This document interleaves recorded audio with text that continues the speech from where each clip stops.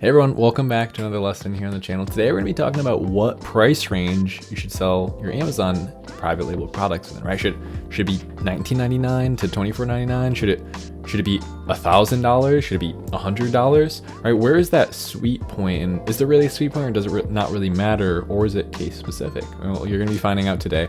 Be sure to like and subscribe if you haven't already, and stick around to the end if this sounds like a video you're interested in watching. Without further ado, let's just get right into it. So, as promised, we're going to get right into it. We're in my computer here, and I've pulled up two markets, right? We have just two examples that we're going to be going over today.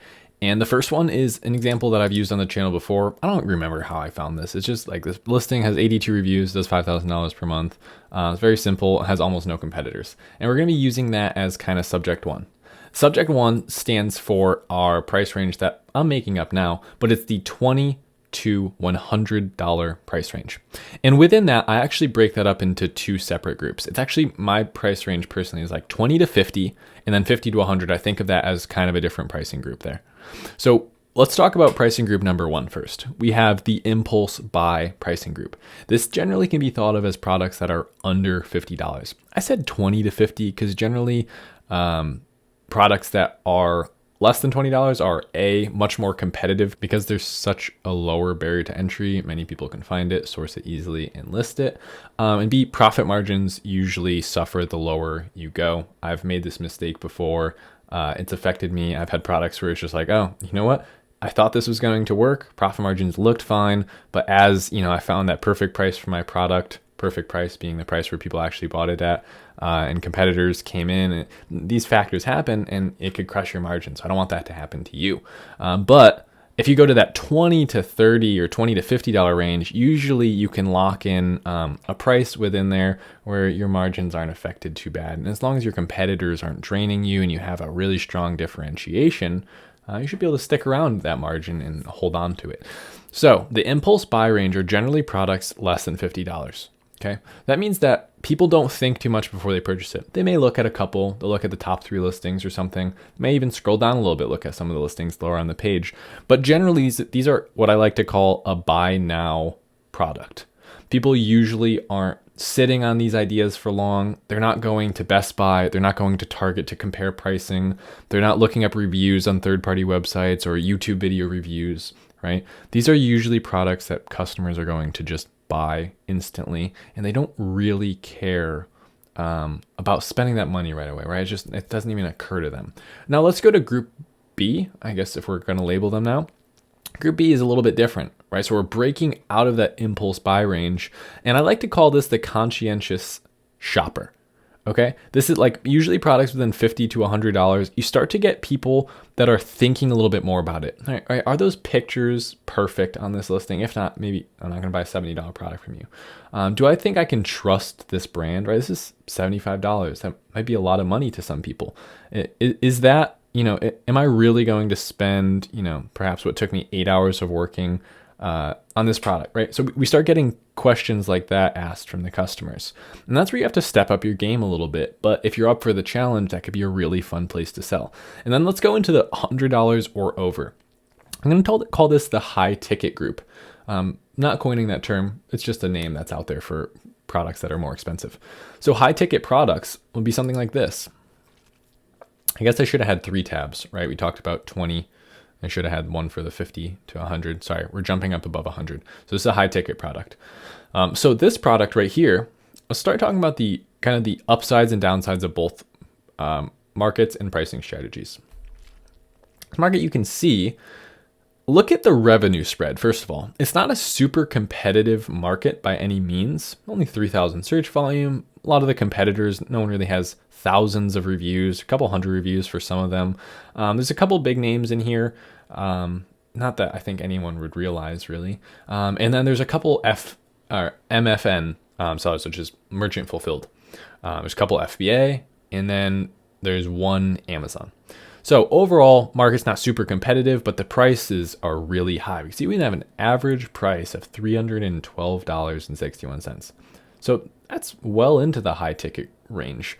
I like to bring high ticket, kind of where my criteria for that starts is about $100, anything usually over 3 figures, right? 2 zeros after a 1 or 2 zeros after a 2. That's generally where I think of high ticket as starting. And the benefits of high ticket are usually higher margins, lower logistical and lower inventory planning. They're usually slightly bigger products, but you usually don't have to order as many. And then the one thing that I do like about products that are high ticket, now the most expensive thing I've ever sold was in that second price range, right? I've never sold in this price range, but it's something I'm starting to think about now, which is why I wanted to bring it up to you, because I've been thinking about this a lot and I wanted to break down my thoughts for you.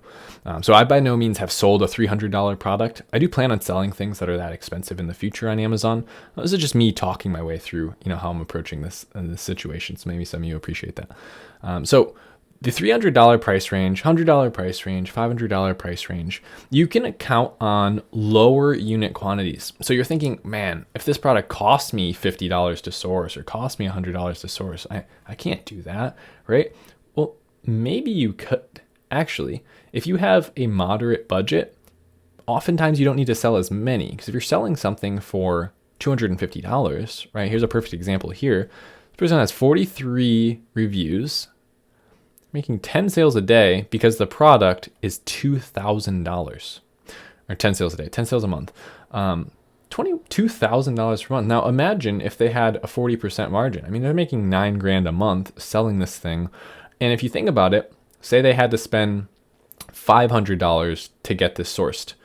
Well, technically that's only $5,000 worth of stock that they would have gone through in a month. Now I say only, that's actually the top end of where most people want to start their private label thing. But do you see how it's not quite as crazy as you would think? It's not $100,000 to start a product like that. Right? Many of you have come to me in the comment section and say, hey, how do I do this with a higher budget? You're always talking about low budgets, but I have some money to spend. I want to invest into a business. How could I do this? Maybe something that you could look into, right? A $2,000 product, $1,000 product, several $100 product. You don't have to sell as many of them to make as much money. Now I've picked a very extreme example. That one's $2,000. It's kind of funny to look at. We could come down here, 35 reviews, right? It's clearly just a private label seller, Captain Cook, right? That's not a real big, huge name brand that you're going to see in Lowe's or wherever you get something like this. Doing a bundle, just this very standard bundle, $15,000 per month. And again, only selling 51 per month, but they have revenue like that. That's my speech for the high ticket products.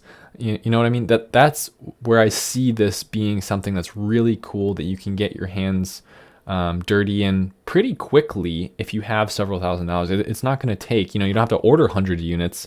It's easy to think that way when you're coming from the other market. Now let's go back to the low ticket market. Maybe we should have worked our way up. I'm kind of doing this video backwards, but we're going to the lower price ones now. So what's the benefit here? Well, generally as a beginner, you can test a product like this for much less money. So this is where usually most people are going to start, get their feet wet. And if they're successful, they might work their way up to the big leagues selling the big products. You might also have more room for customization. It might be cheaper to improve a product that is less expensive. You want to change the color of these, you want to do that. And, it's not these huge changes that you're making to the design of the product. And that could be true of the bigger, more expensive products too. And remember, just because something's more expensive doesn't mean it's always going to get bigger. A pizza oven wasn't huge, right? It wasn't the size of a homemade gym. It was relatively small, actually. It's a pretty large product for Amazon, but for $2,000, you have some room to throw around some fees in there. So that's pretty much going to be it. I want you to comment down below which group, impulse buy, 50 to 100, or high ticket, interests you the most and why. Also tell me, in 2021, what is your first product or your next product going to be? So let me know what group interests you the most, and let me know which group you're going to launch your next Amazon product in. Guys, thanks so much for sticking around to the end. Hopefully you enjoyed today's video. Be sure to like and subscribe if you haven't already. Be sure to click the notifications bell so that you don't miss any videos in the future. But other than that, I'll see you here on the channel next time for another video. Thanks so much. Later.